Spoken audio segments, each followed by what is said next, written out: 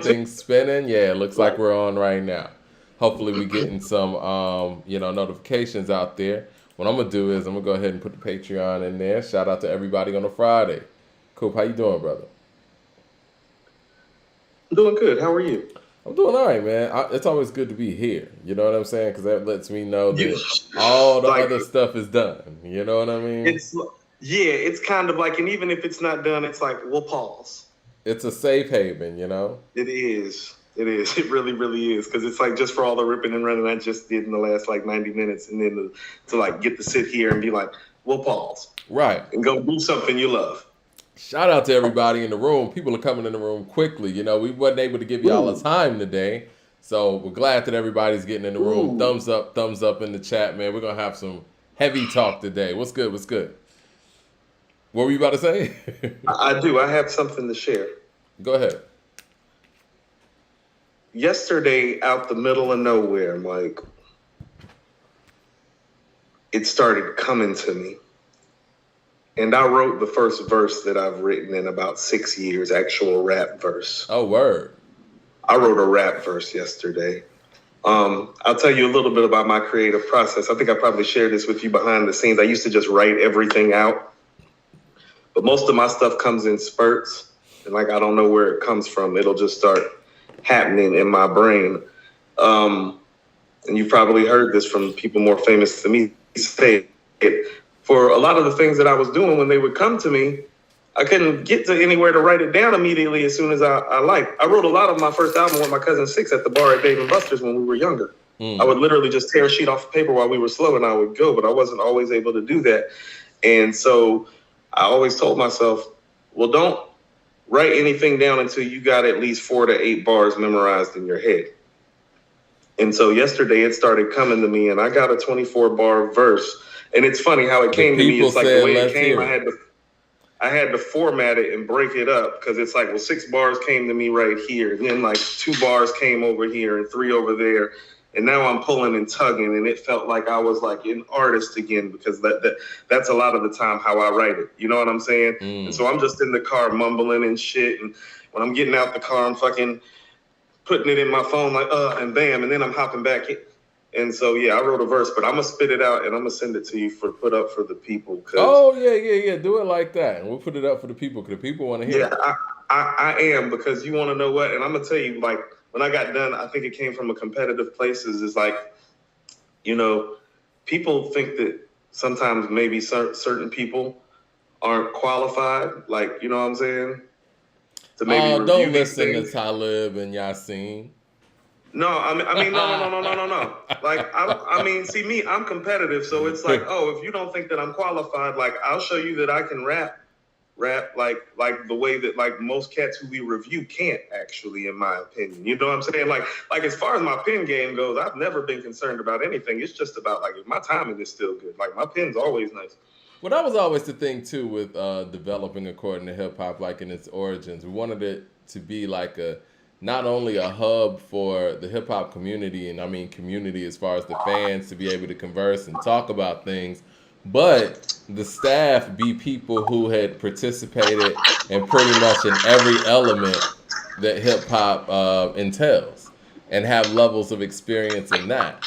You know, I think that a lot of times, especially like even when you look at ESPN and things of that nature, you got people who are journalists that are just journalists, which is fine, and didn't really compete on a high level athletically. Now, a lot of that stuff is changing, but I think that it is important in hip hop for there to be a platform where it's just people who are of that hip hop community. I think a lot of us have tried to write rhymes before.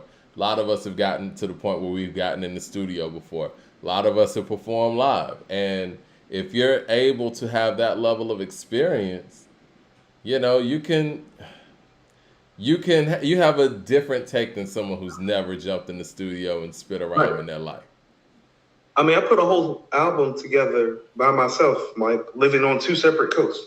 So I would hope that to some of these MCs, you know, and I know that we weren't the ones that Talib and Yasin were talking about specifically, but I would hope to a lot of MCs who hear us speaking about, you know, projects and albums, songs, and just, giving our takes. I would hope that they hear that we have done this before on some level. You know what I mean? Oh no, Mike! No, Mike. They about to hear. I actually forgot that I was nice. Fuck all that. Fuck all that. I'm over here getting my pen right now because we're actually gonna officially take score of the song for song matchup that we did for Brooklyn and Queens. Fantasy 731 says, when are we going to get a Mike D and Coop album? I mean, who knows? Sooner than later, maybe. Shoot, I stay in the zone that I was in the other day. It was a nice zone. Like, I was like, I didn't even know that my heart still had it in my heart to like activate in my mind like that. Like on some rap shit, not on some writer shit. I was on some rap shit the other day. I can't tell you the last time I'm always a writer. I was on some rap shit the other day. I was like, these are bars. Oh shit. Speaking of which, man, did you hear that Freddie said that he might not be putting together many albums? He got a lot of other projects that he's doing or whatnot. And let me see what the actual quote is. I'm gonna go to this image that I found. And yes, it says this is from NFR podcast. Said Freddie might not be making any more albums. I mean, says I'm really ready to just chill. I don't know if I can go through the process of recording an album no more. I got a variety show. I got 3 movies I just signed to. So I might not have the time for like the next 5 years. What do you think about that?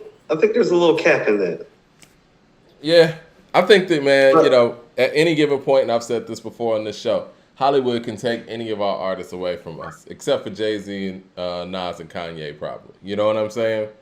Correct. I agree with that sentiment. And Snoop. And Snoop, yes. Because I think a part of Snoop's brand is to continue to make music on some level. Correct. Speaking of Snoop, and I want to throw a whole bunch of stuff out here, and we'll talk about Styles P retiring too. What do you think about Game saying that Dr. Dre didn't make any beats for him on the documentary? I'm asking you because you've said some of these things. We got to do an audit on the great Dr. Dre. And I mean, obviously, Dr. Dre's resume speaks for itself, but we need to know a little bit more about what was actually done in certain eras. How often do I have to speak and be fortuitous without it seem like I'm being a hater? The Game and Tupac said the same thing, basically. And all I've done is ask legitimate questions and been like, well, is he Pete Rock DJ Premier, or is he like Quincy Jones? Because here's the thing about being Quincy Jones in rap. It's like, first of all, Quincy is qualified as a musician already. You feel what I'm saying? Mm-hmm. And so you're qualified as a beat maker already. Nobody's saying you're not qualified as a beat maker. Saying Quincy is qualified as a musician. You feel what I'm saying? Mm-hmm. But it says executive produced by Quincy Jones on Thriller. Like song for song, everybody else who produced got their contributions, Mike, yeah. And you're very familiar, even more so than I am, with what those contributions are. Rod Temperton was the first person that came to mind. Yeah. Correct. And so all I'm trying to say is that there's been co-production credit given, but there have also been people that have said that they haven't gotten credit for what they've done on multiple occasions. I'm going to say this, and I know I'm going to sound like a hater. People have been mad at me for the past week, I'm sure. But is it fair to say if something says co-produced by, let's just say, Mailman or something, Mailman probably did a majority of the work? I mean, if you get the co-production credit, you might have made most of it. When you have like Dr. Dre's ear, or Puff's eye. Oh, well, that's a game changer, okay? Yeah. So let's not take that away, but it's like, there's a difference between lending your ear and putting your hands down and getting dirty. You feel what I'm saying? You can hear something and be like, hold up. No, slow that down. Or what key is that on? No, put it on the F. You know what I'm saying? See how that sounds. Yeah. Hold on, turn that up. You know what? Take that hi-hat out right quick. Let me see how it sounds without that hi-hat. Okay, right there. Bring them hi-hats back. You know what I think Like, Dr. oh Dre no, you is? can't buy a motherfucker that's a genius at that. Okay, you can't buy somebody right. that's a genius at that. But that's executive production. I was gonna say I think Dr. Dre is a little bit more like Puff than we give it credit to. I think what Dr. Dre excels in, hands down, he is, I won't say probably, he is the best engineer in hip hop. That he is. You can tell a difference sound quality with his name on something. That's why they sell the headphones at the rate that they do. That's the marketing ploy of the headphones, is the quality. And he's probably the best engineer in hip hop, hands down. Now let's pause. Well, engineering is a part of the executive production process, not the actual production. It's like when you shoot a film, well, you have a director and a producer, but you also have an executive producer. You feel what I'm saying? Right. Like the producer and the director be there for the live shoot. The executive producer might pull up at 1 o'clock in the afternoon and be like, "What you got today?" Well, that's the money. What you got today? Yeah, that's the people who put the money down. Look, let me see what you got. Yeah. No. Tell them to do that scene over. You see right there, you see the body language, you see the nonverbal body language like there? I don't like that. That's not going to work. Like, tell them to cut that out. Right. Matter of fact, let's put them in a different setting. Let's put them in the elevator instead of putting them on the hallway. See if that works. Right. Michael Williams with the super chat, though, he says, Mike, I've heard you talk about Mos Def's ability and potential a few times. Do you think he has more talent than Andre? Yes. Was his ceiling higher? Yes. Yes. Yes and yes. Yes and yes. Because you know what? I would say more talent, because I'm not going to split hairs with this, and I love Andre. I was just about to say that. We're not going to act like Andre didn't try to act. It's still trying. Mos Def had that in the bag. Mos Def proved, is a really good actor. Yeah, Mos Def proved that on a solo level, he can carry a song. He proved that, I think his hook game is probably better than Dre's. It is. He has a better voice, too. He has a better singing voice, Mike. Umi says. Yeah, he got a Umi says. He has, Traveling Man, records like that. And this ain't even counting Miss Fat Booty and all of that stuff. You know what I mean? So, yes, his ceiling was higher. He could do anything. Yeah. It's not like there's some sort of wide gap, like on the rapping side. But with everything else, like with the singing and with the acting, there's a gap. It is. I think when it comes to the rapping part of it, if you want to talk about a ceiling and more talent, I think that his ability to be a solo artist from the rap side of things produces a gap. Now, I will say this. I think both of them approach music from a similar standpoint. Their writing, because when you listen to how Mos Def puts together verses like the Time verse on Hurricane, or like his verse on Respiration with the City Breathing, and how Andre takes on stuff like International Players Anthem, like they take on themes with their writing. And so they approach things at a very similar rate. But I love Dre, love Cass, but Dre, it's hard to put him in any conversation with any artist that has proven that they can hold it down themselves. It really is. It really is. Like I said, you're the one that got me over to that side and that train of thought and way of thinking. So I'm not about to sit up here and quibble with you about it years later. Now, doesn't have any solo material, and that's just really the end of the discussion. We don't have to say it in any sort of grandstanding or long-winded sort of way. And people have to understand something. When somebody speaks truth to power, that doesn't make them a hater. That just means you don't like what they're saying. The thing is, too, when it comes to Dre, I think people have to understand there's not many, if any, rappers that on any level that we can sit here and say don't have an individual song when it's just them in 3 verses. Can you name any notable MC out there who doesn't have a song where it's just them in 2 or 3 verses? Not notable, Mike. No. You can't. So for us to sit here and act like what he's doing is normal and it could be qualified, I think is being dishonest. Because even if we talk about Lauryn, in her short solo career, we call the Miseducation of Lauryn Hill an R&B album, but she still has doo-wop. She still has Lost Songs. She still has Final Hour. And other verses. There's a verse on Everything Is Everything. There's a verse on, what's the other one? There's other verses on there. Yeah, but I'm saying if you want to go for a song where it's just her, 3 verses and a hook, she got classics in that way. So I can't sit there and say like, well, Lauryn ain't got this and that. Lauryn got lost ones.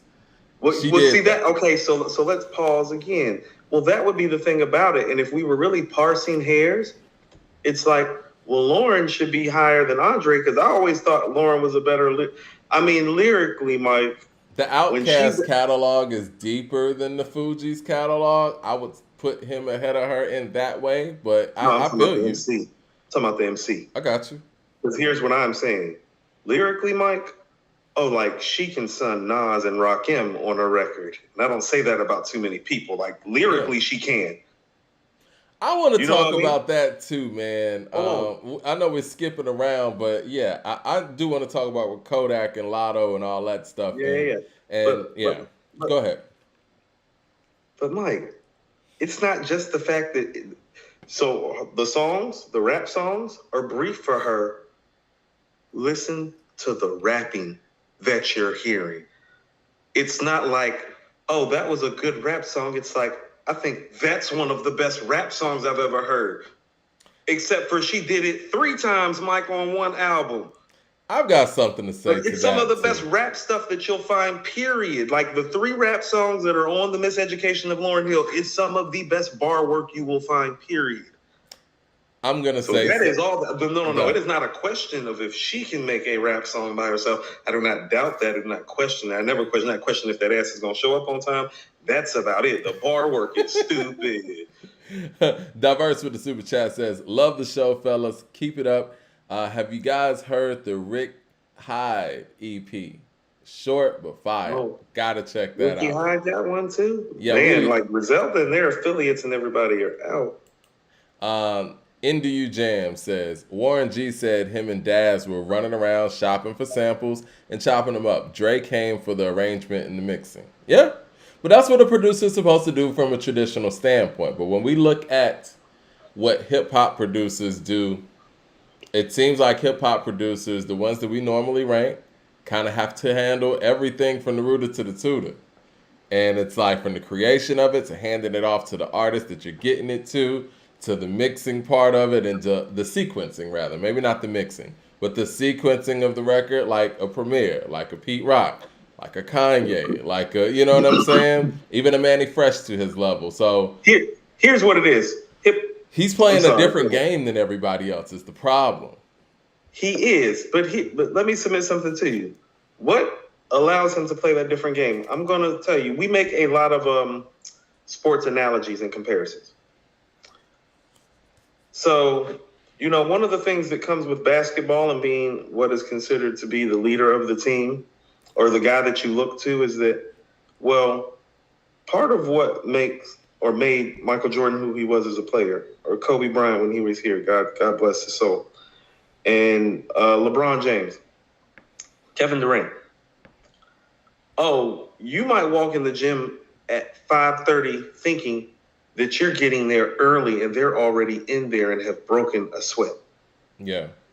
Now, hip hop is very much fundamentally kind of like basketball in that sense, where it's like, well, no, we don't really accept ghostwriters like that. And producer wise, we respect the guys that kind of are in the studio really putting in the work and doing everything. Because I'll tell you what, Mike, and you know him too. Oh, I know a producer that will make the beat, arrange the beat, mix the beat down, bounce it over, and then clean it up and give you a radio edit, a dirty edit, and then just the silent edit. You know what I'm saying? And that guy is my fucking cousin. So it's like, don't tell me that Dr. Dre can't do it. This is the thing. In hip-hop is such a individual sport to a degree. If somebody has help with their rhymes or help with hooks, we knock them for it. Right. It looks like Dr. Dre has a lot of help all around. What do we say about Game all the time? What do people critique about Game when we put Game the so help. high? They be like Mike D and Coop. They be like, he had a lot of help. Exactly. And so when it comes to producing, and I think that's just what Jermaine Dupri was saying when they all went ramsack on him for no reason. Jermaine Dupri said, if you get me Dr. Dre and Timbaland, whoever else he said, in a room by ourselves, I think I'm the first one that's gonna come out with a hit. Who said that? Jermaine Dupri. Remember when he said that? That's when the whole beef, quote unquote, beef started. But see, with him saying that, he's talking about him individually. I don't need all this help. And let's just be real. Dr. Dre has not shown us in any given point, even if we go back to the NWA days, that he could just get the record and say, look, me, I'm doing this, and I got it. Like Kanye did for Pusha T on Daytona. You know what I'm saying? He had Yella. Because he had Yella. He had Yella. You know, and it's like, it's always somebody, which is fine. But I think if you want to be, we got to be balanced here. We can't knock MCs for having help. We can't knock artists for having help. And we say that this one person's the greatest producer ever and they have nothing but help the whole time. We can't do that. It's very dangerous territory we're actually forging into, is actually what I was thinking. This might be one of the most dangerous things that we've talked about, because we're talking about Game said it though.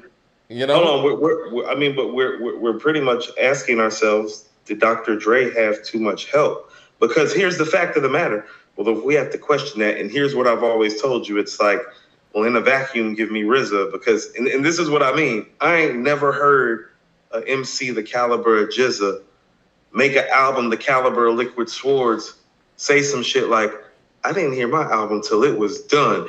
I'm like, this nigga did everything. Think about how great the and only built for Cuban Links. MC, and the album's called Liquid Swords. And only built for Cuban Links came out the same year.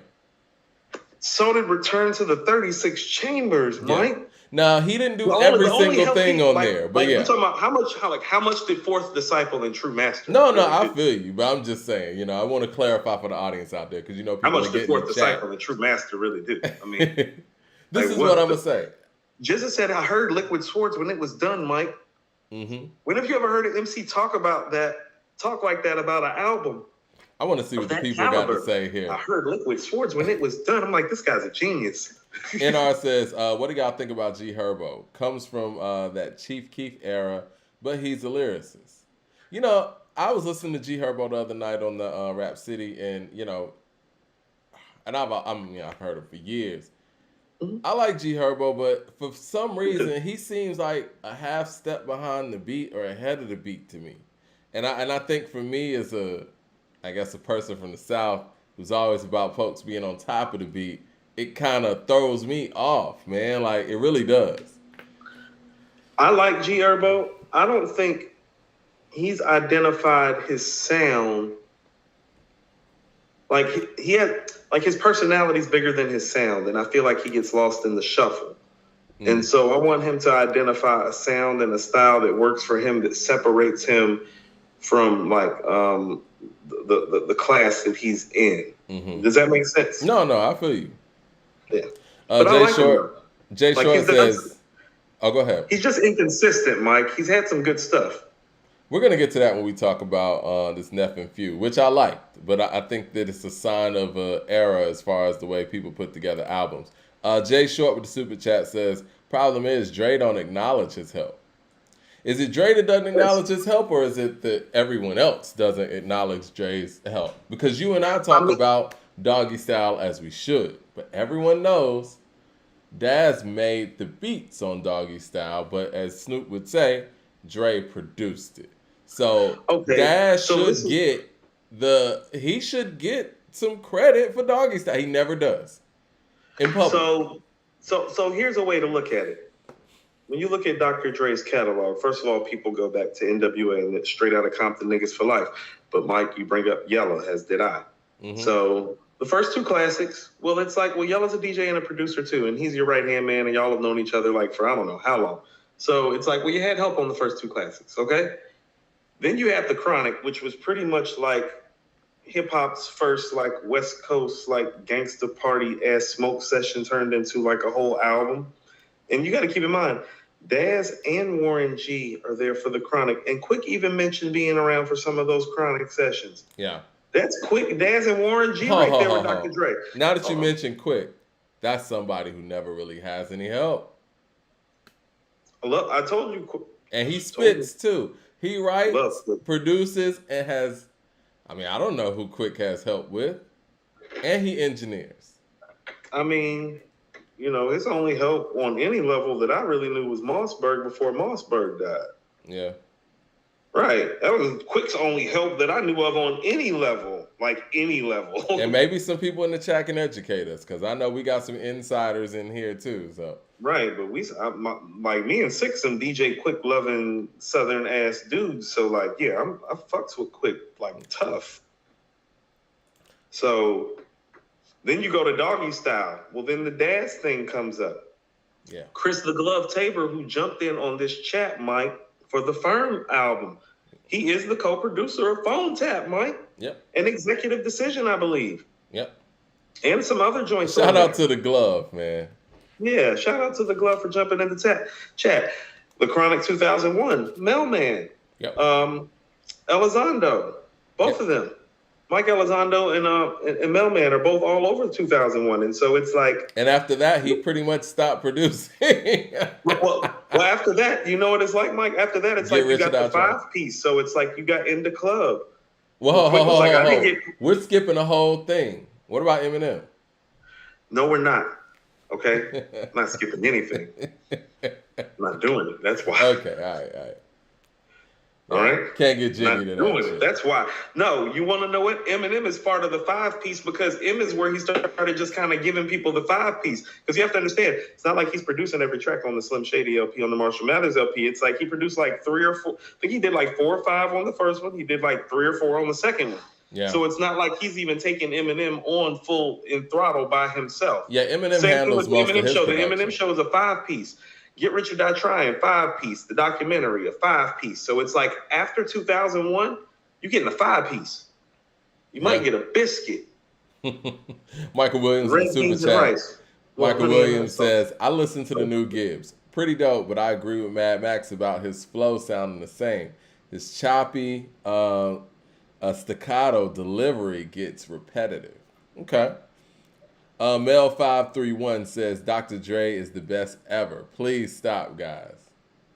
Okay. Are we saying this is what I mean? Are we saying anything? Like all we're doing is running down the actual production credits that we know of. We're not saying anything that's not true.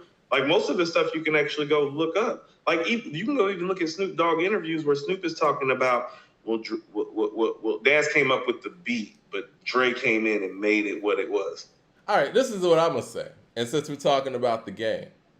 See what I mean about how people are feeling? Oh, this is so dangerous. Since we're talking about the game, are y'all going to just sit here and acknowledge that the game's better than Kendrick Lamar then? Because he has a better catalog. Or are we going to say, no, Game had a lot of help on those albums where Kendrick didn't? Are we going to be that fair? Because if we're going to sit here and just totally ignore help, the Game has a better catalog than a lot of people. Lots. A lot of people. So we just got to be consistent in this. And, I don't have the answer today. I mean, we're probably not going to get to the bottom of this today, but these are some things to consider. And I think that when it comes to Dr. Dre being in the verses, I think it's problematic because we don't really, we're going to have a similar problem that we have with Puff. Take that. We are. You know what? I might not disagree with Puff now. Maybe Puff does need to go up against Drake. Maybe that's the only matchup.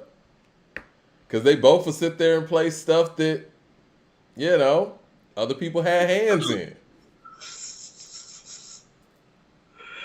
Oh, buddy, what are we going to do here at According to Hip Hop? So, we've been off the Rock Nation brunch. I don't even know if they're I don't think so, man. I think I could still get an invite to the Rock Nation brunch. You hear them J quotes that I've been spitting?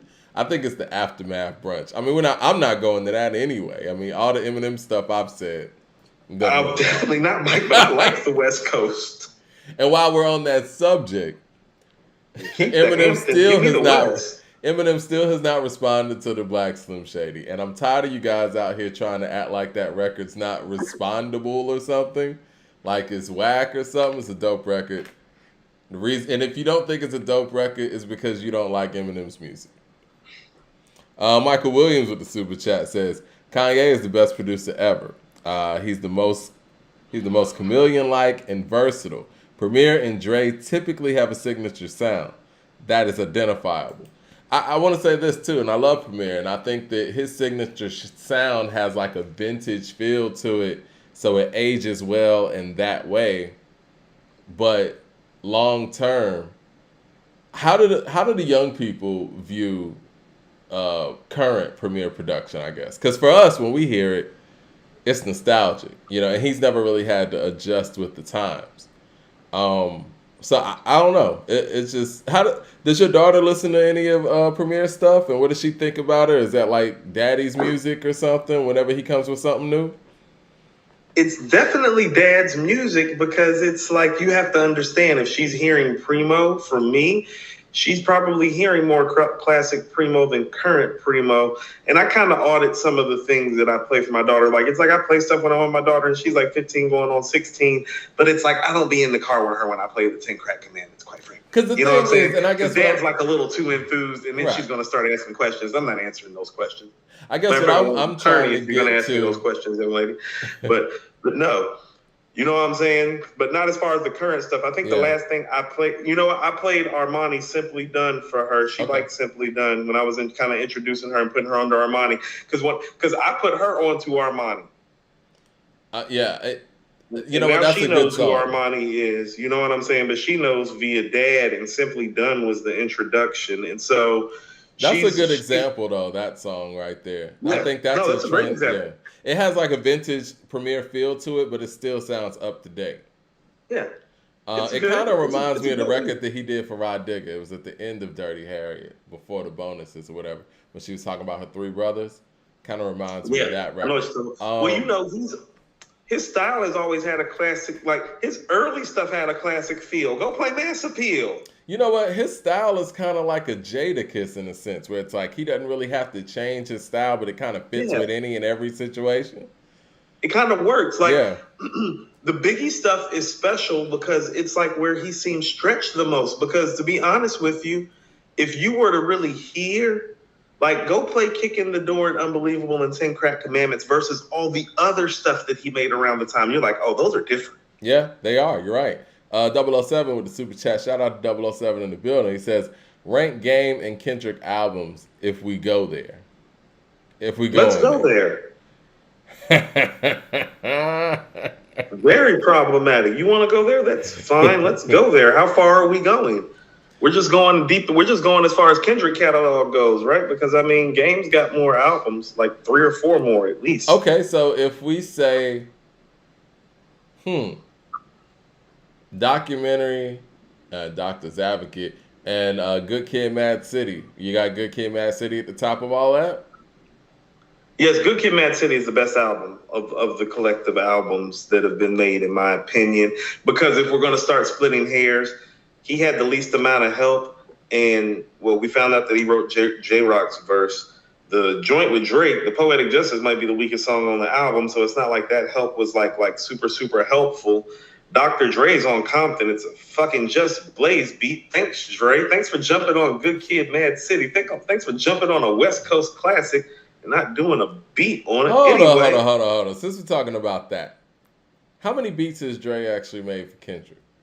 None. And he's made none for Game, according to Game. It's very problematic. He said he still hasn't gotten a Dr. Dre beat. That's what he said. Very problematic.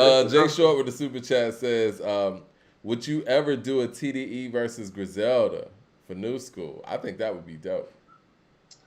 But TDE is going to be so Kendrick heavy, man. It is. Kendrick and Schoolboy. I mean, Kendrick and Q, man. Yeah. Like, I can't even front. Like, I was working out the Q shit the other day. Like, Lord Have Mercy and that part with Ye and Groovy Tony with Kiss. Like, those are 3 classics, Mike. Like, just...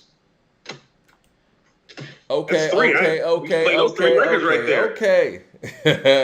I mean, Studio. I mean, we can just go through Q stuff. Studio, Collard Greens, the Blind Threats with Raekwon. Mm-hmm. What They Want with Chains. Chains verse on there is nasty on What They Want. Yo, Chains, man. Bars.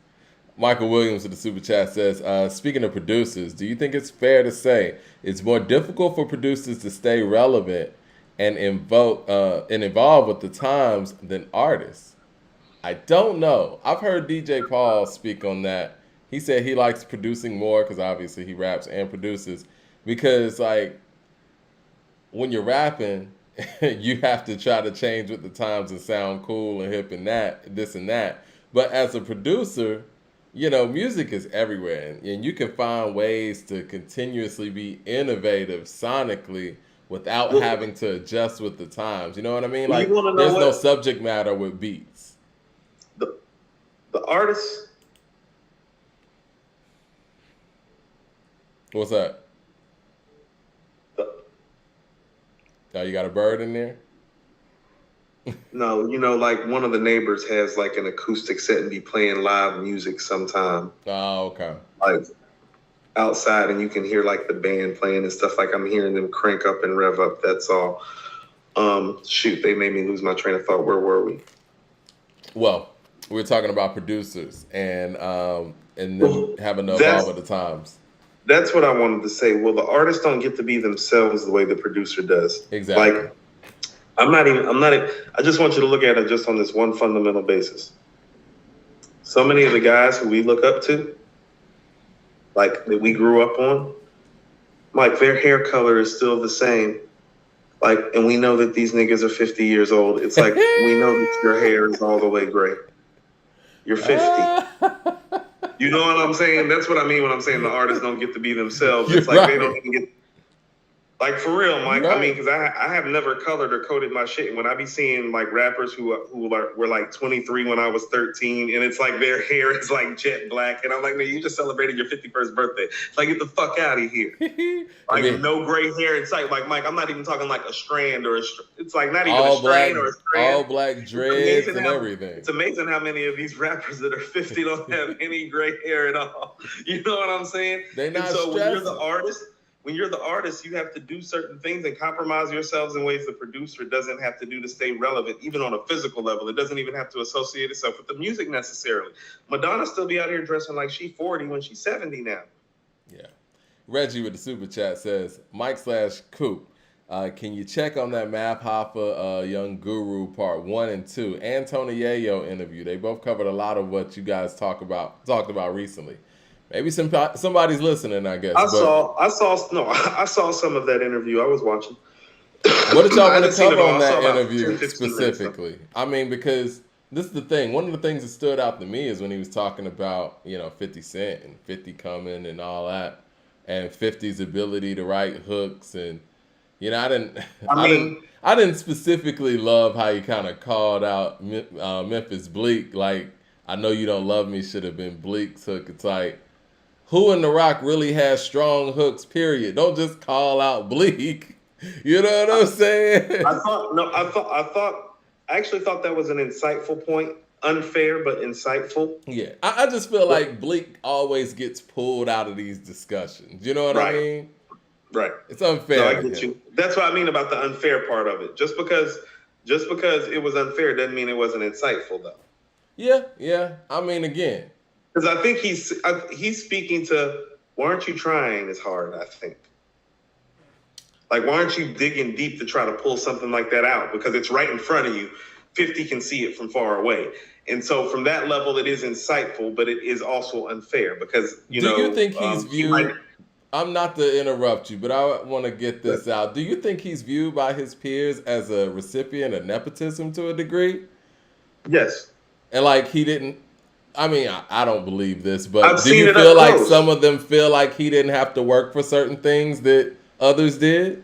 I saw it up close. I told you when Ja Rule and Bleek came into the record store, this is when both of their first projects came out. They moved when Ja said move, and when Bleek was ready to go, they wasn't with it. Like Bleek was the one that was trying to go, but Ja wasn't ready to go. They was not busting a move about Bleek. It was that way back then when I was in high school.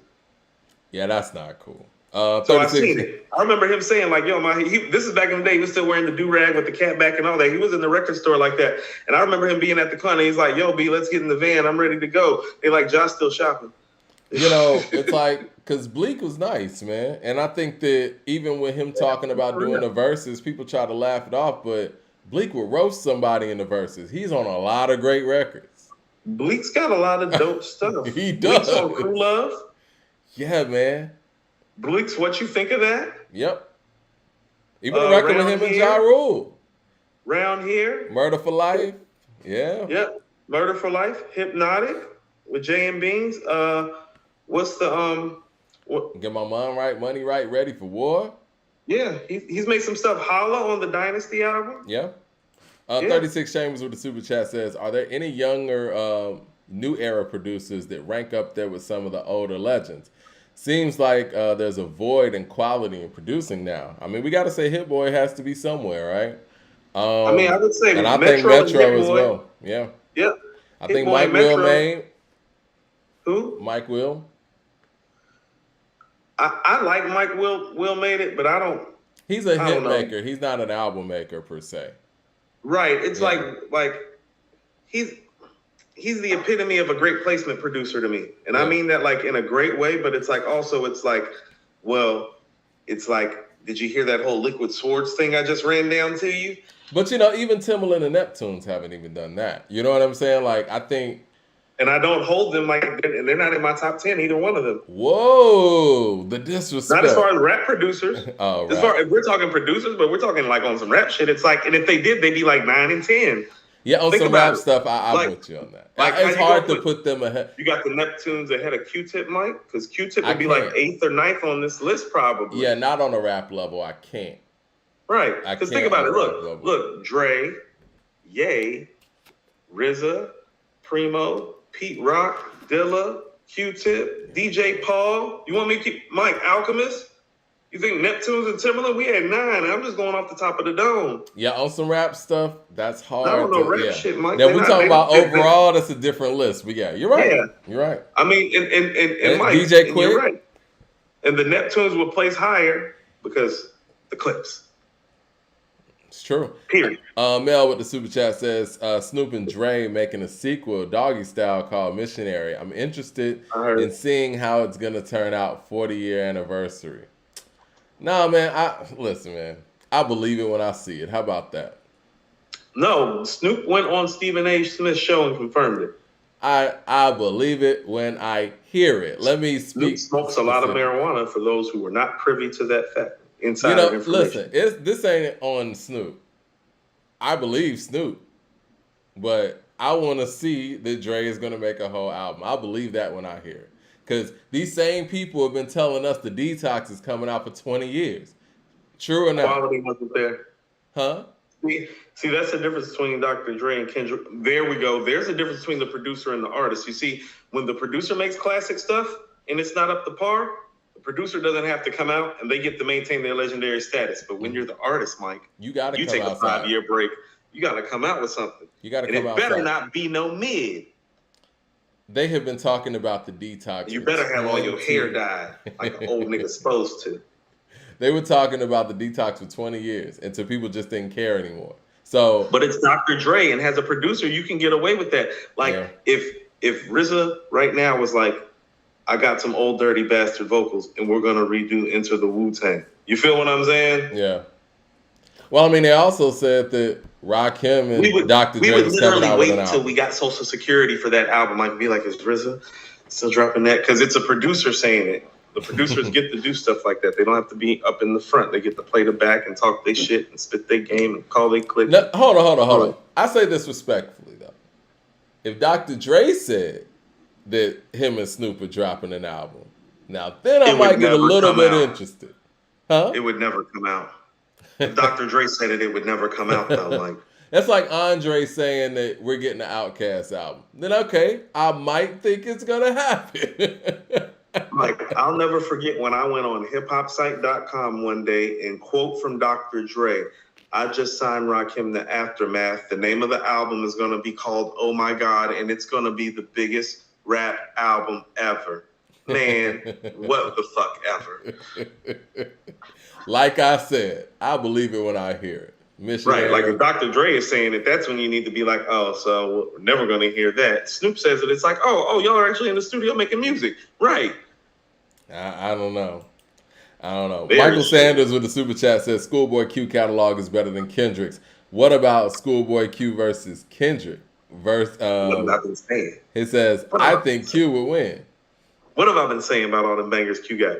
Water with Lil Baby, Gang Gang on Crash Talk, Chopsticks, I like Crash Talk a lot. I really do. I That was told an you that's album his that I feel southern. like was slept That's on. his Southern fusion rap album. Yeah. Yeah. CJ Kid with the $20 super chat. Appreciate the love. He said, I'm sorry I have to say this. Whenever I hear you guys, especially Coop, speak on Illmatic with the enthusiasm and excitement, all it does is just make me want to listen to It Ain't Hard to Tell. And again, over and over and over again. Yeah, great record. We're gonna get to that Brooklyn and Queens matchup, and we're gonna actually take score based on what the score entails right now. I guess we have to cut off the polls. Mel with another super chat says Bleek lost all his cred when I read the credits for Handed Down off of Volume 2, Sean Carter.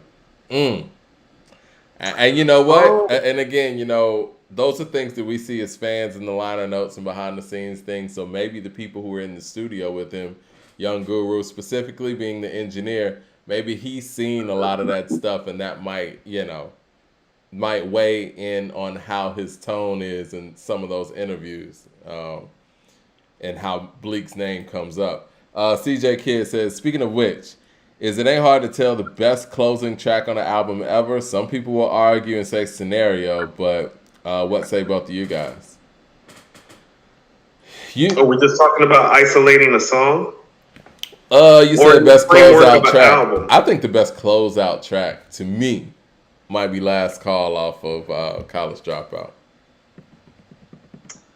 I've always told you it's the way that life after death ends in succession, and it ends with You're Nobody Till Somebody Kills You. But it's everything that comes before it, Mike. It goes, the world is filled, my downfall, long kiss goodnight.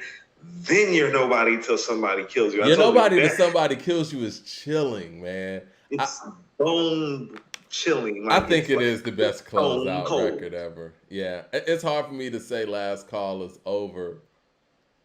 You're Nobody Till Somebody Kills You. It ain't hard to tell It Ain't Hard to Tell is a better pure rap song than You're Nobody Till Somebody Kills You. But you're talking about to end the album? Yeah.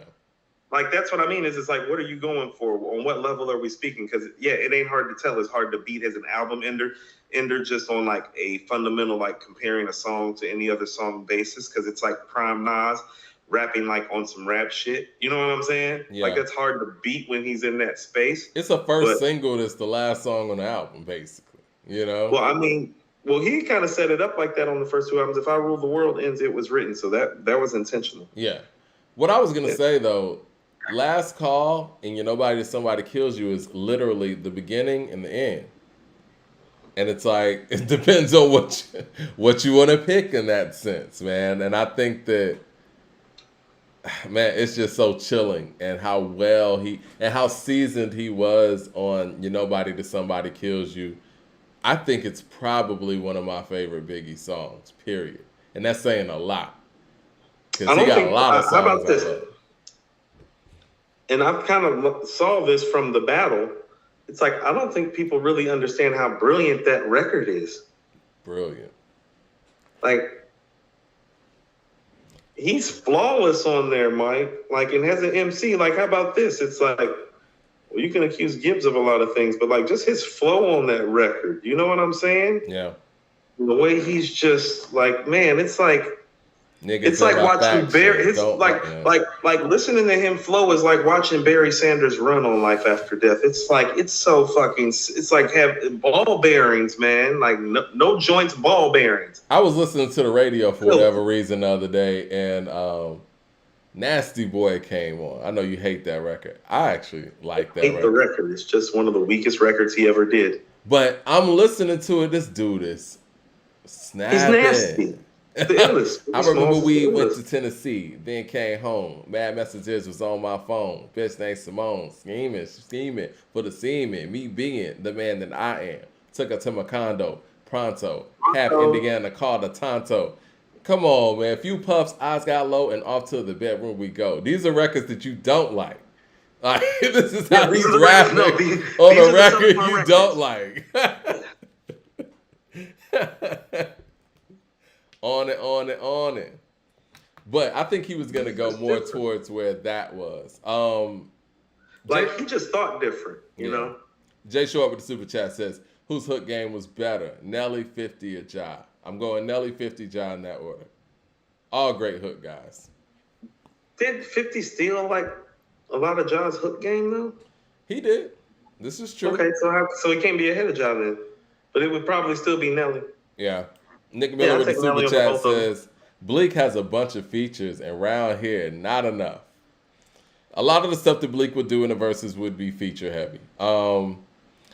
And we got Rakashah says, Communion, Chez Noir is a very strong album closer. Yeah. It is. What I was gonna say, where we were going on this, I know the Mason Puff back and forth. I don't really want to talk about that too much. They'll work it out. Before we get on to this this Brooklyn Queens thing, you mentioned Lauryn Hill earlier. And I kind of wanted to transition from there, but I know we were talking about some other stuff. Mm-hmm. The BET Hip Hop Awards is getting a lot of scrutiny from Kodak Black because of the Song of the Year. They gave it to Mulatto over his. His song was, it was a bigger song. It was out longer, more notable, and he felt like there was a lot of quote-unquote woman worship going on with the BET Awards. And he's like, to paraphrase it, don't give somebody the award because they're a woman. Let them earn it. And, same award show where Trina got, the I Am Hip Hop Award, all of those things. And maybe he's seeing some things behind the scenes that we're not able to actually see. What I was going to say when you brought up Lauryn, and I had a conversation with a friend of mine earlier today about the same subject, and Lauryn's name came up. And I just feel like, and I've said this, we haven't seen a female MC, and I don't know if this is fair or not, that's at Lauryn level or anywhere close to it since her. And I don't think it's one of the things that, I don't think that it's I ain't trying to listen to female hip hop shit. I think it's more of a level that we've seen a level like Lauryn. And she's like, if you want to talk about in a vacuum, no one's really even close to her from a skill set standpoint. And we can't say that about any of their male counterparts. Like some people like Jay, some like Nas, some like Big, some people would say Cube, some people would say Pac, whatever. Things are comparable. But I think that she set a bar so high that it really makes it tough for others. It's a Serena issue, I think. No, Serena has comps. She does have comps. And Martina. She does. Serena has Steffi and Martina. She does. But I'll put it this way. I don't think anybody ever had any quorums with, I don't want to say supporting Lauryn, but nobody was passing up on Lauryn's skill. None of that stuff. Have you ever heard somebody be like, man, I ain't listening to that Lauryn Hill? You know what I mean? Like, it's ridiculous. You know what I'm saying? That is absurd. So, like, her being a woman didn't affect her at all. Because she was absurd. That great. Never heard that once in my life. Yeah. Have you ever heard somebody like you putting on Lost Ones, man? Oh, listen to that, man. Turn that off. No, never. You know what I'm saying? Same thing with Light and Latifah in them. You know what I mean? I'm going to play devil's advocate just a little bit and try to submit go ahead, please. Everything that you're speaking about Lauryn Hill is true. But I could reframe that and work it and tell you, well, shit, most of the men ain't been that good since her either. It's true. That's what I mean when we're talking, like, she's like a phoenix, Mike.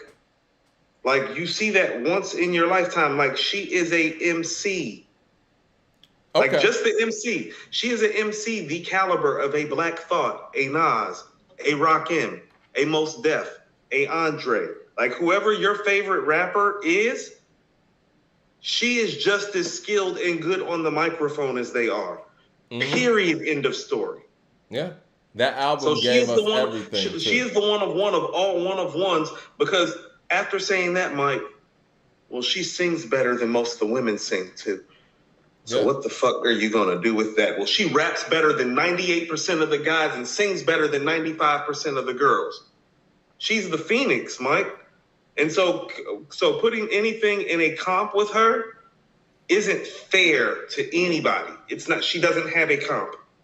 That is where she is incomparable. She does not have a comp. Like her gifts are as such that had she made music, she should be getting mentioned with Prince and Michael Jackson and Stevie Wonder. That's who she really is. Right. Like that's her comp in terms of talent and gifts. So she's somewhere no female rappers have ever been, and probably not going. We need to accept that shit. That's why it hurts so bad that she didn't make material, Mike. Yeah, she was a one-of-one. She's the one-of-one of all the one-of-ones. Well, many people, I guess, people from a certain generation only saw Nicki basically dominate from a mainstream standpoint, right? And so let's just use Nicki as an example. Does Nicki have a blueprint? You know, no pun intended. I know she made the pink print. But I'm just going to name albums that came out after Lauryn, right? Do we have a Get Rich or Die Trying? Do we have a blueprint?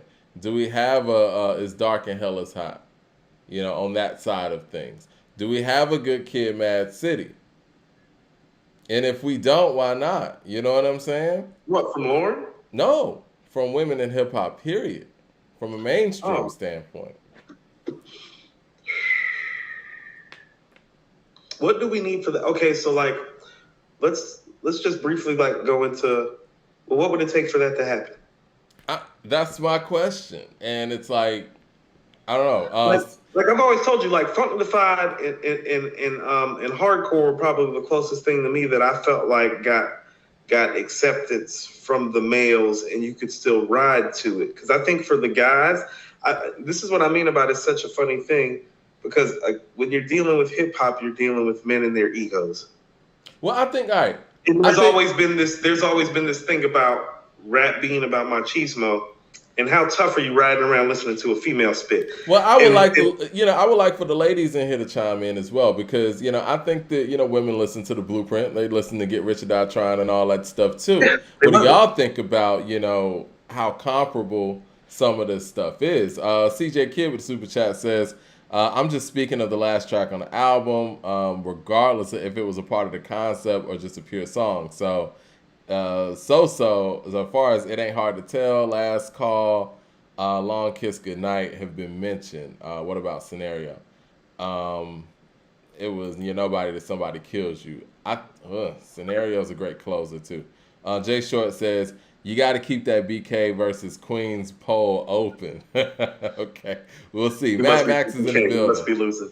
He says, look the way the girls go crazy still for Nicki with her attitude issues. I can't say there's been no female MC since, not close to Lauryn Hill. So again, Mad Max is younger. He thinks that Nicki has reached that plateau. Our man with the super chat says, peace. Are y'all gonna review Cormega's Realist 2. Solid album. His song Glorious with Nas is a top 10 song of the year. We are going to talk about that album. CJ Kidd says, who will win in a versus with the Roots and Fugees matchup? Maybe you guys can do that. The Roots got way too much material for the Fugees, in my opinion. Mad Max says, you can't tell no Nicki fan who is basically in my generation that Pink Friday isn't a classic on the level of those albums. Mike, they'll tell you that it's better than Illmatic. Like,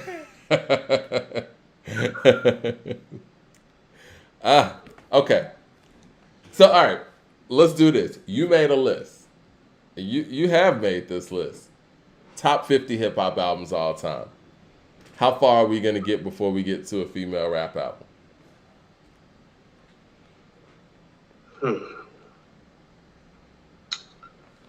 I mean, I'm just trying to keep everything balanced. You know what I'm saying? No, I get it. That's why some people try to slide the miseducation of Lauryn Hill in there, because had she rapped for about half of that album, you would probably have it somewhere in the 7 to 15 range. You know what I'm saying? Right. That's what I mean. Like her not doing that kind of like set this a certain type of way. I think from a mainstream standpoint, it was on Nicki to make that album.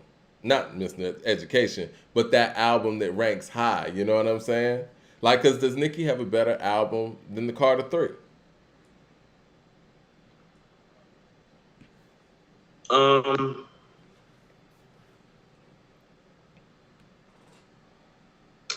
I mean, it's hardcore probably, Mike. Hardcore would probably be the one that would rank first. I'm with that. And I would tell you that it probably wouldn't crack the top 40, definitely.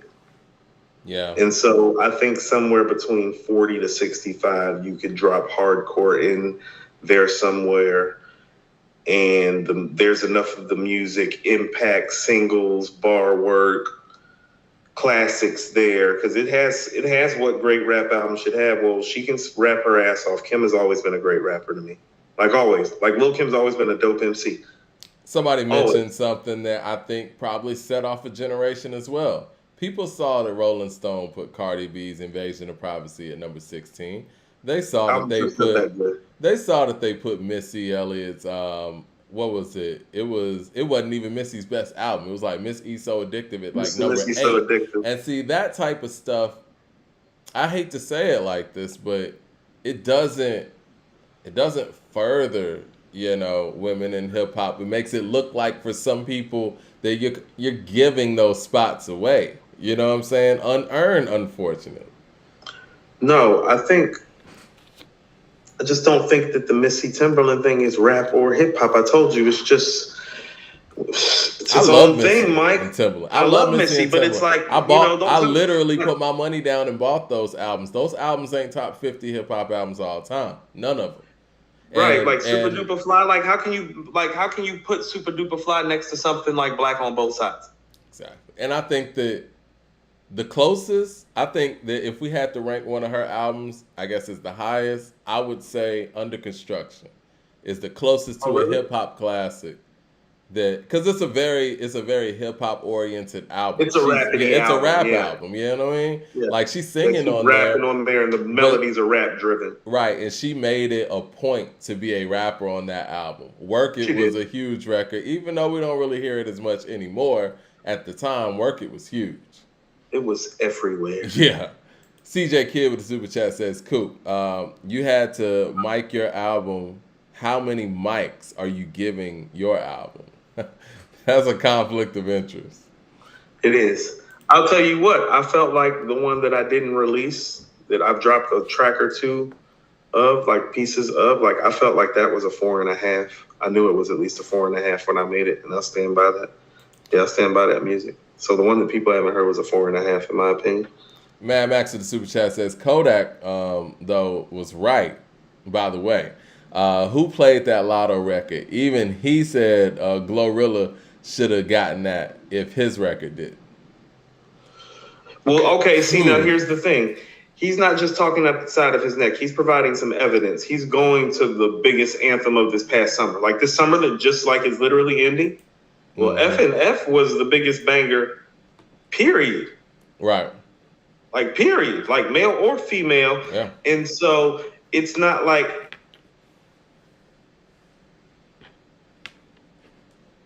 You there, Coop? Kind of pause for a second. Let me go to these super chats. CJ Kidd. Yeah, I see you now. You back. Okay. You said it's not like he was talking out the side of his neck. He's not talking out the side of his neck from the perspective that he's providing you with some context about what he feels like maybe should have been chosen if he wasn't chosen, and there's some validity to the statement. I feel like BET probably, I hate to say it like this, they probably promised him that award for him to be this upset about that. Because the thing is, let's just be real here. Artists aren't showing up to these award shows to not win. They're not showing up to perform and get you ratings when they can go out there and perform and go get some money to not win an award. So they have to tell them something to get them there. And I think he was probably told that he was going to win that. Maybe not by them directly, but maybe somebody on his team, whatever. No, and I understand that, and I respect that. That does not mean that the vitriol has to be aimed at Lotto, for one. And also, too, what is she supposed to do? Because it's like, she's supposed to give the award back. Mm-mm. So, CJ Kidd says, if Illmatic was the best, where does It Was Written rank in the all-time list? Where did you have It Was Written on the all-time list? I think I had it somewhere in late 20s, early 30s. Oh, wow. NDU Jam says, my favorite rappers of all time is 1, Lauryn Hill, 2, Mos Def, 3, Biggie, 4, Jay, 5, Nas. Unknown Name says, problem with female rap isn't machismo, but the content the same way most hip-hop fans can't relate to M's content. The average hip-hop fan can't relate to the content of most albums. Il Nana was the last. Yeah, she had stuff on there like The Promise with Havoc. Once again, Havoc showing up and making the best song on somebody's album. Told you, he's notorious for that stuff, but... Jay Short says, I think Eve had the depth, skills, street cred, and crossover appeal to be the GOAT female MC. Not technically as good as Lauryn Hill, but she was just as popular. I agree with that. I've always said... She wasn't as popular. That's absurd. Stop doing that. No, he said just as popular, yeah. I think, well, I've always said that I feel like I think Eve could have been the prototype of the modern female MC on a mainstream level. She can make the hits. She wasn't oversexed. She had substance. She can make a hit record like Love Is Blind with in-depth subject matter in that way. And this is a dope record. It might be one of the best storytelling records from a female MC. I would say her, that and Poor Georgie. I was actually saying that's actually the modern day Poor Georgie. Yeah. Get out my head. But here's what I would tell you. What she really is, what Eve is, Eve was the prototype. She was the modern day prototype. Remember how we used to have the prototype cars? Yeah. And you're like, oh, that's how a car should look and should be. It's like for all of us that heard her, saw her, the way she carried it, her ability to straddle the sexy in the street. Yep. You know what I'm saying? Very much like how Biggie straddled the hit making and the street record making. You know what I mean? And so, no, she was the prototype because here was what it was. Like, she was super, super beautiful, but the bar work was there. Yeah. The songwriting was there. And so you had no reason not to buy in on all of it. The content was there, too. The content was there. And I'm going to say this. And I love Foxy and Kim, and they made some very impactful records. They don't have content. They don't have the content that Eve had. No. At least they didn't display it. You know what I'm saying? And Eve put it in. It would have been a wonderful transition from their era. Like to go from Lil' Kim and Foxy like into Eve is kind of how it should have gone. And it kind of did. It was just super brief. Like I think again, we talk about Hollywood taking artists. I mean, Eve ended up getting a sitcom and it was over. And didn't she get she had her own clothing line or fashion line for a minute too, right? I don't remember that, but I remember the sitcom. And I remember her acting, her being in barbershop. It was like, no, she had a clothing line too, Mike. She probably did. Or something like that. Yeah, I feel like she did. CJ Kidd with the super chat says, where does the Nas demo with Understanding, Deja Vu, etc. rank in Nas's discography as a body of work? Hopefully you know what I'm talking about. Yeah, we know what you're talking about. I mean, he has an unreleased catalog that's unparalleled. And you know what? Did you like his feature on Cormega's album today? I really enjoyed it, but not to the level that everybody else did. It made me think that I need to hear it again. He sounds good. I mean, you heard the run. I don't know. You want to know what? This is what I mean. It's like magic. Yeah, so it's like, you heard the way he was rapping on Magic, though, right? So it's like, I'm like, okay. It's like, no, that was good. That was great. It's a dope verse. You know what I'm saying? It's like 96. You heard how he's rapping. You heard how he's rapping on Magic, though, right? It's like, you know what I'm saying? It's like 96 all over again. Like, our expectations for Nas are like, right. It's like 86 Jordan. It's like, but did you see him just go get 50 points on 22 shots and didn't take a three? It's like, did you just see that? Mad Max with the super chat says, well, Kodak and Lotto also got a beef. Yeah, I mean, they got some bad blood going on. Why? From what? I'm not privy. Not to get too gossipy, when she did that interview, I think it was before her album, she made a comment about a rapper, I guess, wanting her to fuck for a feature or something. And she didn't say the rapper's name, but everybody assumed it was him. And he said it wasn't, and you know what I'm saying, and I guess she never cleared that up, and that's kind of where all that started. Oh, so he big man. Yeah, so. And then that's why he called her mutt and not mulatto. So that's coming from a different place. Now that part of it, I would never co-sign. But on another note, it just doesn't look good when a man is like arguing with a female. Nah, it doesn't. It never does. It never works for the man. You're never gonna win that. Y'all want to go to this Brooklyn Queens matchup? Let's go to this Brooklyn Queens matchup, and I want to see what the score is like because I ain't seen the score since we did it. So Let me get Brooklyn over here. I'm about to get my pen and paper. We're gonna tally this thing up. Queens. And shout out to the people that be doing our trivia nights on Thursday, man. Y'all be getting all the answers. We got something in store too, man. I think we're gonna get this game show together, and I want to get some of the people who getting all these answers and really get this thing popping. Because now that we know people can get answers they can give answers to these questions, we're gonna have y'all go like head to head, like on some live game show Jeopardy type stuff. Mm-hmm. Okay, round one. I played Rock the Bells, and you came back with Brooklyn Zoo. Rock the Bells is winning by 59%. It has 59% of the vote, 59% to 41%. Okay.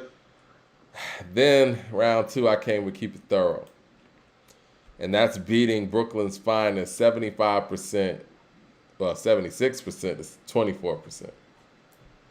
So Brooklyn Zoo and Brooklyn's Finest are down. Okay. Ooh, this one changed. Electric Relaxation is beating the Benjamins 53% to 47%. We got too many Nas fans from Queens in here. We got too many people in Queens. It Ain't Hard to Tell is beating the Symphony 90% to 10%. There's too much Queens going on. Hold on, let me make sure I ain't missing any super chats. I want to make sure this is on hold. Okay. All right. Okay. I don't think Rock the Bells is better than Brooklyn Zoo. I don't. That one was tough for me, man. I don't think Electric Relaxation is better than Kim and Big on the Benjamins. The Benjamins is a monster record. That's what I mean. Electric Relaxation is a great record too. Electric Relaxation is a classic. Yeah. Like All About the Benjamins is one of the biggest hip hop records ever, Mike. Might be the Not best like of its era, ever. like period. Like they still play it at basketball games, football games, in stadiums. People still go buck wild when it gets played in clubs. Mike, they still play it in clubs. Yeah, when you hear that beat, you know what it is. Play gets played. Like the part where it breaks down what y'all want to do. And it goes into Kim's part. That's the part that gets played is Kim and Big's part. Listen, I can't argue that. No, I'm just saying it just feels like you understand. That's why when I saw it, I was like, whoa. We're 4 songs in and Queens is one every track. We should have seen Queens biased a little bit. Okay, I'm just saying, keep going. All right. Then I played Lost Boys, Lex Coop's Beamers in the Benz, and then Coop came with Who Got the Props. Who Got the Props is winning 74% to 26%. Whew. And then you got Shimmy Shimmy over Renee, 68% to 32%. And there's something in there. Quiet Storm beat Come Clean, 82% to 18%. 10 Crack Commandments is killing I Shot Your remix. 79% to 21. So we're right now it's 3-5. I don't like how this started. Started off 4-0. And I lost Brooklyn's Finest and Brooklyn Zoo. Hold on, y'all think Keep It Thorough's better than Brooklyn's Finest? No, I think that is. Yeah. The beat's better, Mike. Big and Jay doing a back and forth. You think Prodigy on a solo record is bigger and better than the first time Big and Jay got on record and did a back and forth on one of rap's great rap albums? I'm taking the moment out of it and I'm just going with the song. I would rather play Keep It better on Brooklyn's Finest. Nigga, please, like Short Sleeves, I Bear Arms. Sprinkle coke on the floor, make it drug related. Yeah, time to separate the pros from the cons. That butter soft shit from that leather on the fawns. After I played I Shot Your remix, I knew I lost that round, and I was thinking, damn, I should have played Nas's Like. And then you played 1,000,001. And then I was like, well, now I can play Nas's Like. Nas's Like is beating 1,000,001. 79%. I've been saying, I think people want to see me lose. That's totally biased if those first 4 records went that way. That's either too much Queens or people like want to see Coop lose. They're like, let's make sure we get Coop some losses in to start off. Like, for real, like, all jokes aside, like, you really think that? Like, Electric Relaxation and Keep It Thorough? I love Prodigy more than you do, Mike. It's just not the case with Brooklyn's Finest. It's just not the case. We should put a poll out there on the main, you know what I'm saying, YouTube If you channel. put it out on the main, Brooklyn's Finest is going to destroy Keep It Thorough. That's what I'm saying. It's going to be like 80-20. Okay, I'll do it. Everything Remains Raw lost to Scenario. Dead Presidents 2 beat Made You Look. That one's 53% to 47%. No, it's close like it should be. Let's see where we're at next. Mama Said Knock You Out is beating Warning. That one was going back and forth. How much? What's it looking like? It's 55% to 45%. Okay. Let's see. PSA is killing Down with the King. 93% to 92% to 8%. Yeah, that wasn't even close. One More Chance remix beat Jazz, of course, 79% to 21%. I mean, even with all that being said, Coop, it's only 8-6. It's ridiculous what's going on. In the Club beat You Nobody to Somebody Kills You. This is ridiculous what's going on. No, that's fine. I'm cool with the In the Club. Why are people hating on Coop, man? Ain't No Half Stepping beat Jingling Baby. That's 60% to 40%. Oh, that's fascinating. I thought that might have been one of the. I thought that Made You Look and Dead Presidents was going to be the closest votes. Man, Shook Ones beat You Don't Know. 96% to 4%. 96%. Good Lord. And that's my favorite Jay-Z record. Award Tour beat Put Your Hands Where My Eyes Could See. 76% to 24%. Damn, New York State of Mind beat Juicy. 81% to 19%. That should be closer than that. Oh, hold on, tally up right now. Where are we at? We're 12 to 7 right now. Do you think Queens is that much better than Brooklyn, Mike? I don't. Okay. So here's what we got to find a better system. We might have some biasness going on, so we're gonna have to take this poll outside of here. Yeah, we're gonna have to how biased our people are, because it's 12 to 7 right now. Okay. And this I'm is with what. that. So now do I look like I'm tripping about how these verses are going? Because this is going the same way the other verses has been going. Similar scores. Okay. All right, we got Who Shot You losing to The World Is Yours. The World Is Yours has 73% and Who Shot You has 27%. And then Annie Up beats Around the Way Girl, 64% to 36%. Mike, this is the widest gap between the verses. We have some biases going on. We're just gonna have to take it outside and address it. I'm gonna see what people say in the comments right now, and I agree with you. I think that we need to kind of do our due diligence and take some of these polls outside of the, Patreon. I don't want to overstep the loyal people of Patreon, but I want to see something. Mad Max says All About the Benjamins is better. The chat definitely biased, or they hate Coop. I want to see. Like, how about both? CJ Kid says, if Talib and Yasin Bay threw darts at you guys lyrically, would you guys pick up a pen again and continue to respond through the show? I mean, would anybody be able to have access to their diss records? That would. I guess it all depends on what outlet the records come out on. I don't know. 007 says, hey, Coop, Queens Ninjas run you ninjas. Ask Russell That's Simmons. Russell Simmons. Yeah. ROC. I thought about playing the takeover. That would have been cool. Yeah, man, some of these are... Okay, let's go through the ones that we should put out there on the main stage. Let's run them down. I think that Who Shot You in the World Is Yours? Definitely. Okay. No, let's start at the top. Okay, I'm just at the bottom of the poll. Okay. You want to put Rock the Bells and Brooklyn Zoo out there? I do. All right. And Keep It Thorough and Brooklyn's Finest? Definitely. Okay. Like, definitely. Like, 100%. All right. And I think the Electric Relaxation one you want to do, too. Electric and All About the Benjamins? Mike. Yeah. Take it outside the bias of the chat. You want to do It Ain't Hard to Tell in the Symphony or no need? No, you can have It Ain't Hard to Tell over the symphony. Let's see. Quiet Storm and Come Clean? No? No. A Million and One and Nas Is Like? Who won that? You won that with Nas Is Like? Yeah.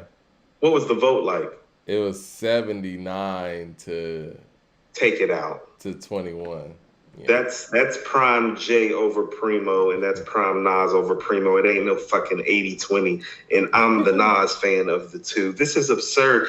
This is absurd that I'm taking up for Jay-Z's A Million and One Questions versus Nas Is Like. It's 80-20. That's bias, Mike. Like, Jay's way better than that. Mama said knock you out and warn her. That's A Million and One Questions rhyme no more. You understand that, right? Yeah. Mama said knock you out and warn her. Prime MCJ. Like, no, that's not an 80-20 fight. 98 Primo remix, and ain't nothing different. I don't know what the hell niggas been sniffing. Chicken still dipping. Chromes on the whip. 4 days out the week, find me in the kitchen. Still in the game, nigga, hook like glue. I like the beat for A Million and One better. I think that's actually one of my favorite Premier beats. That shit crazy. Actually, I do think the beat might be slightly better in rhyme-wise, not Nas on Nas Is Like, but flow-wise and delivery-wise, like, oh my God. Like, oh my God. Like, what do you want MC to do? What about Mama Said Knock You Out and Warn Her? Yeah, put that up. Okay. The 55-45 is fair, but put it up. Because Biggie didn't win any records. Think about it. I'm playing Biggie records. These Biggie records ain't winning. Y'all just acting like I'm supposed to play More Money, More Problems up in this bitch or something? One More Chance won. In the Club won that one.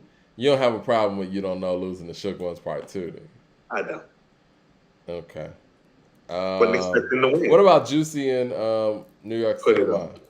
Put it up. Okay. Juicy in New York State of Mind, and then we got Who Shot You in the World Is Yours, right?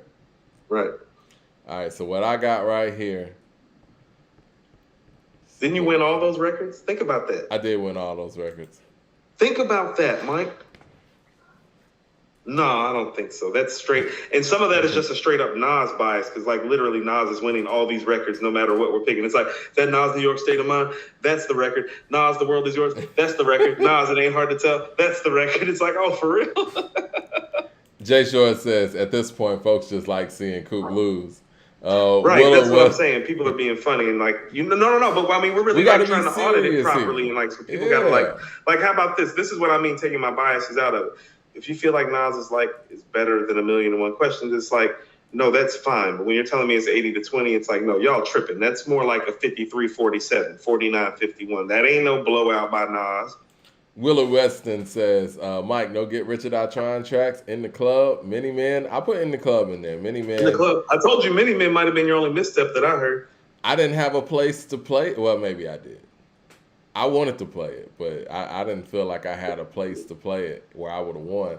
36 Chambers says, these verses are actually close, but Coop has been getting the side every time with hard-hitting records. But Mike has been getting the classic hip-hop stuff.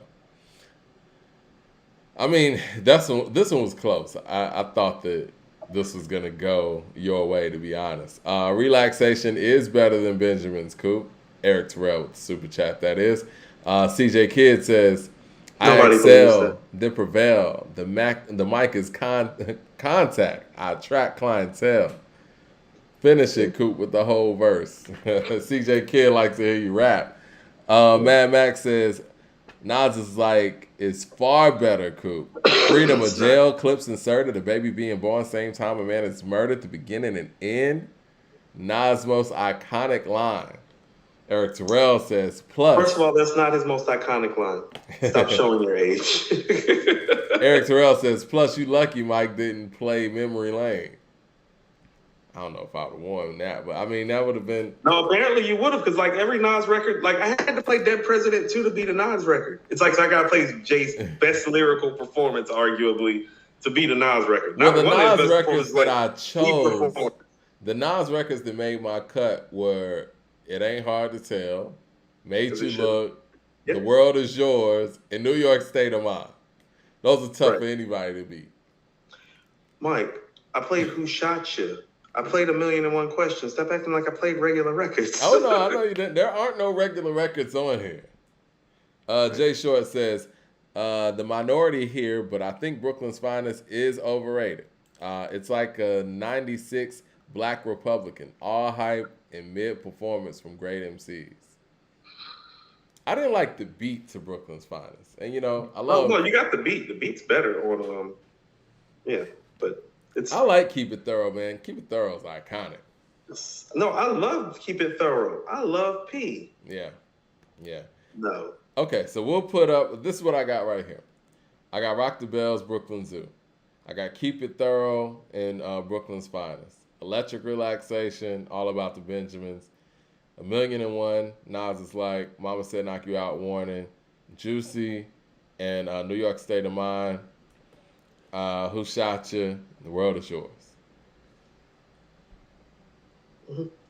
I'll say this. I think that out of these, in my prediction when we go to the masses, I think that All About the Benjamins may beat Electric Relaxation.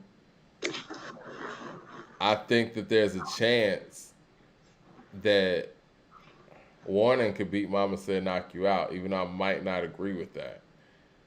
I don't necessarily, how about this, Mike? I wouldn't necessarily agree with it either, but that doesn't mean that it wouldn't happen. Right. I think Juicy will probably beat New York State of Mind on the grand stage. That's what I mean, Mike. How about this?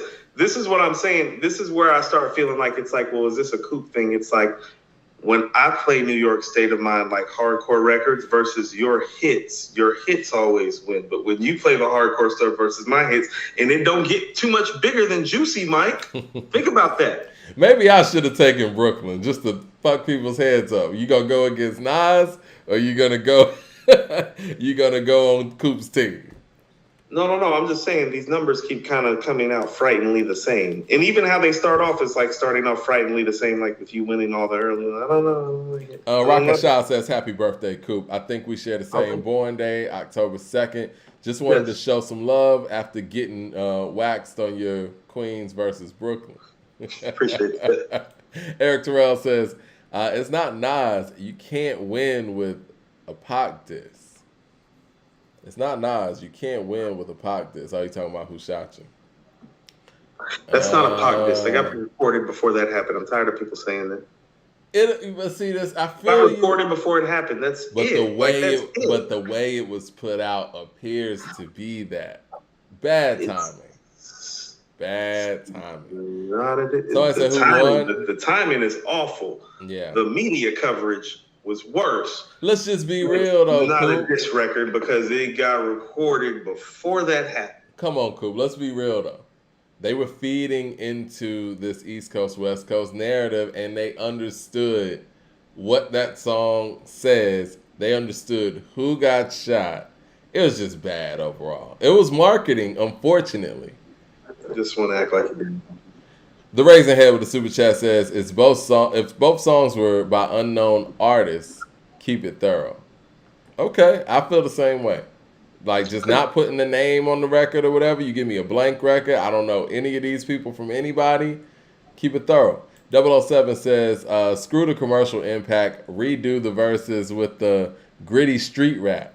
When you got halfway thugs, silent murder, and frontline that you could pull out on Brooklyn, It's trouble. All in all, great selections. Listen, speaking of marketing though, you see that Yasin Bay is out here wearing a white Lives with the V taken out Matter shirt, and Talib posted it. You know, he had 3 black fists up, says Black Star keep shining, tagging Black Star in the post, and he reposted from Yasin. What do you think about this?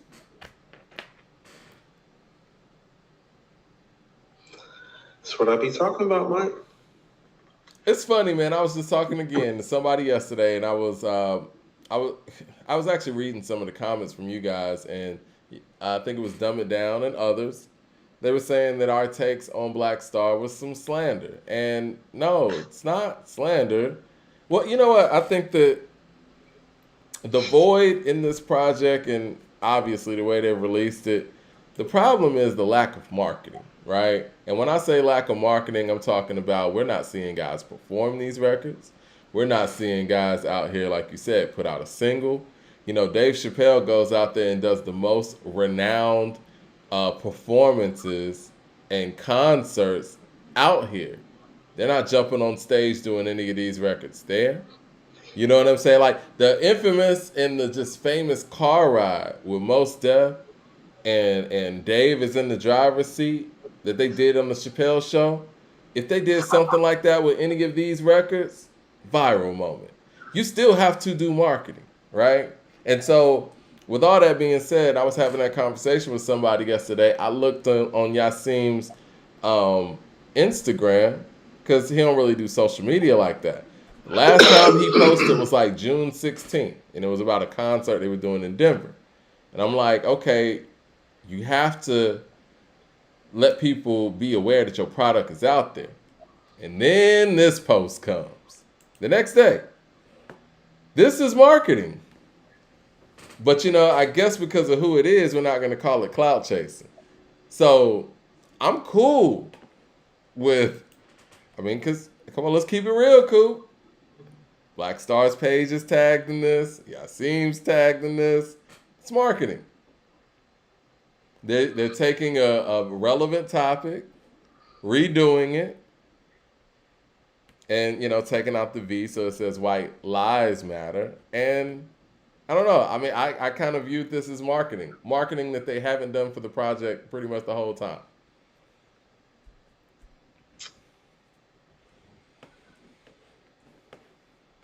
But it's also some bullshit. Right. It's also that too. It is. How about that? It is. Just straight up and down. I don't know how to say it, but it's also some bullshit too. Elaborate, sir. I agree with you, but elaborate. First of all, telling you, man, this is what I mean. When you invest into a rapper or an MC based on their intelligence, I keep telling you, it doesn't matter if they speak and sound intelligent, conjugate their verbs properly, speak proper English to you over the rap beat. You know what I mean? Right. No, that doesn't mean anything if it's not applicable. Or applied personally.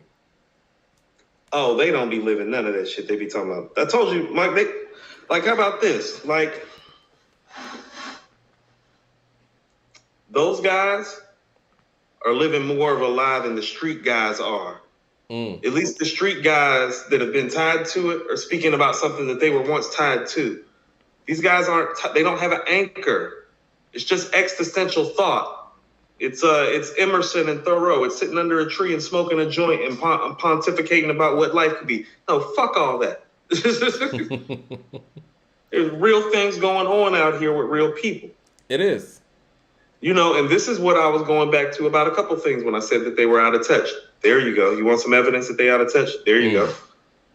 You want some evidence that they be holier than thou and talking down? There you go. 36 Chambers says, do some songs hit different in the verses because we tend to judge them based on how they've aged.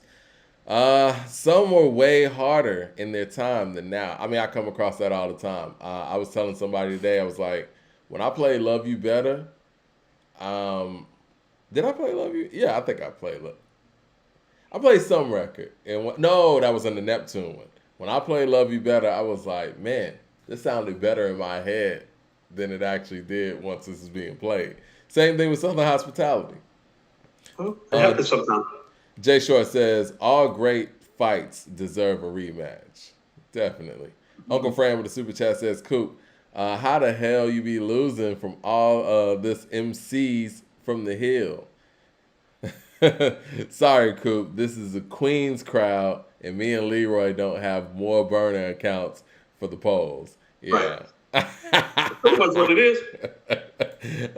901 Memphis says, did you guys hear the Cormega featuring Nas, Glorious? Yes, we did. Thought it was dope. We'll speak about it briefly. Well, I'm going to say this before we move on because, I kind of got to cut it short today. But yeah, I know. What I was going to say is, when you say white lives matter or white lies matter, who do they matter to? Like, hold on. Explain to me, because you haven't been talking about any of this before. Don't just pop up with the shirt. Give me, at least Ye will send you a whole bunch of random tweets about what he's thinking and what he's feeling. Give me something to back this up that shows me that this just isn't a clout chase. You know what this is like? A vie for attention.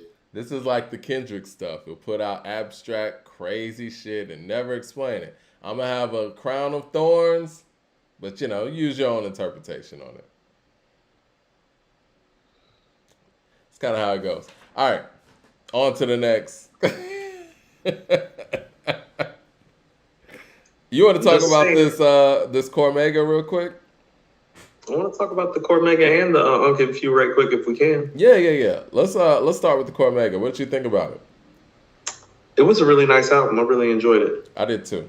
Go ahead. No, I was just gonna say, man, it was good hearing him and Nas together, and like we were just saying, Nas just sounds really good.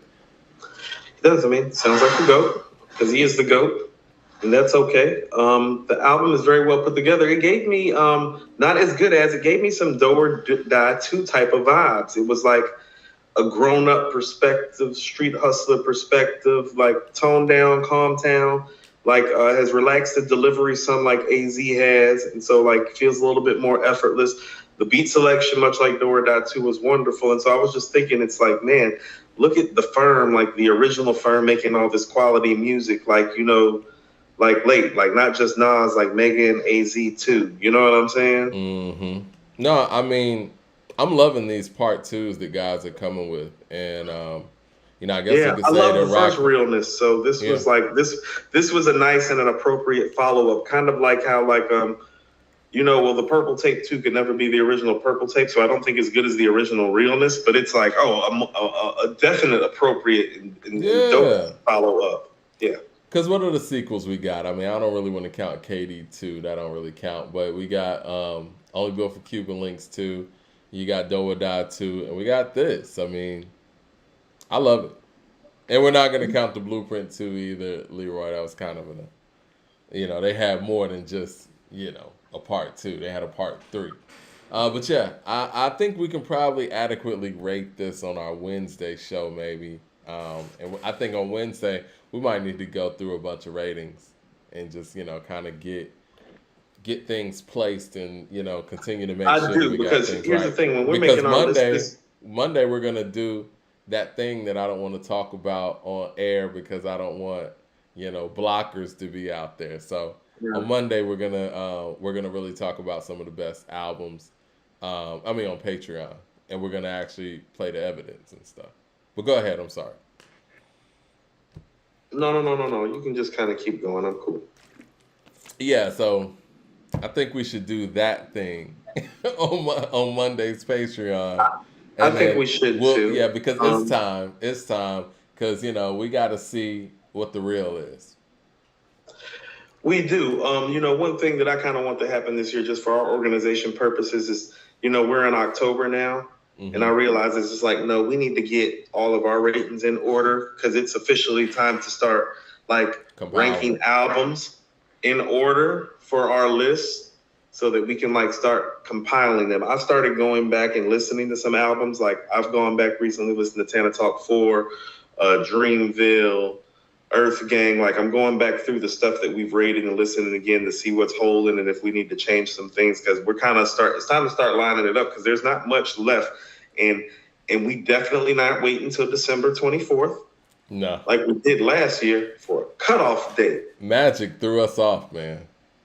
Messed up my life. It messed up the first part of this year, just time-wise for us, Mike. We were like, and so like, because you and me was so hyped, we're like, yeah, we're gonna put this yearbook out in January. We're gonna Magic. It's like, yeah, March, April. It's like, okay, thanks, Magic. Thanks. Yeah, man. Yeah.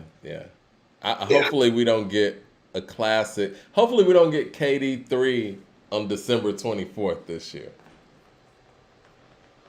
It could happen. Do you think we're gonna get KD3 by the end of the year?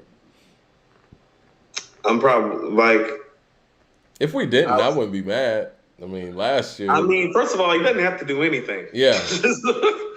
But he did say on Ugly, KD3 on the way. This just to feed the buzz. So I think it's coming out within the calendar year.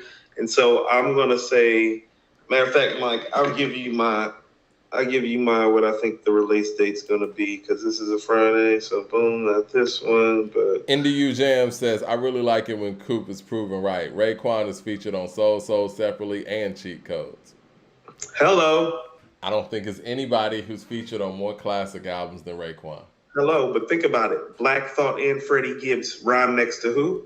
Right. You want to know what I thought about the other day? Raekwon's on Aquemini. He's on Aquemini. Hold on, Mike. KD3 is coming out on 11/11/22. Think so? 11/11/22. Okay. Was that a Friday? That is a Friday, and that'd be 44 fours. All right. Let's go. 11/11/22 be KD3's release. One more, since we talk Jay and Nas so much. We actually haven't been lately. It's been great. It's been refreshing. Is Nas in the featured artist of the year running, or is that still J. Cole? For some people, it'll still be Jay-Z with just one verse. You just do one long verse and you're the best featured artist all year. But do you think Nas is in the running for that? Still Cole. I think it's still Cole, too. Oh, you know what else I realized, too? Somebody sent us footage of, like, and this is what I mean. Who has a better rap voice, Mike? Nas or Raekwon? Right. Depends on which Nas we're talking about, but I'm going to say Nas. Because okay, but here's the thing about it that I realized. Part of why they sound so great together, it is two of rap's best voices ever coming together when they rap. And you don't think about it that way, but you need to start thinking about it that way. Like when they come together, it's like, listen to those voices. Somebody said Jay-Z's coming out 11/11/22 too as well. 44 fours is what it is. Too many numbers. Okay. Did you hear the Unconfused album, Quavo and Takeoff? I did. I listened to it last night at midnight. I liked it. I did too, Mike. I'm going to say this. I want to say some things, but you're the bigger fan, so I want to let you have your moment, and then I'm going to piggyback. I think that this was a lot more consistent, and there was a lot more chemistry there than we saw on Culture 2 and 3. Culture 1 has the big hits, right? And I think that, and I was telling somebody this today, I think that after Slippery, Culture 1 drops off immensely. You know what I'm saying? After you get past the first half of that album, the drop-off is crazy. But what I do think that, the Migos do, and I guess in this scenario is Quavo and Takeoff, I think they put too many songs on an album. And so it's like the top half of that album, or the first half of that album, is very top-heavy. And then it kind of drops off. There's like 3, maybe 4 records on here that could have been left off this album.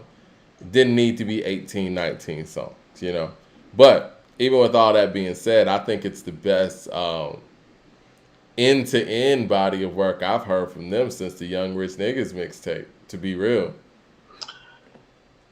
And so, Mike, I'm going to agree with you, and I'm going to tell you what I hear. This project is the classic example of less being more. Now, I want to tell you a couple things, and I'm going to be quick about it because I know you got to get out of here. Quavo is not the great leader that you think that he is. And I'm going to tell you why, because this album is evidence to it.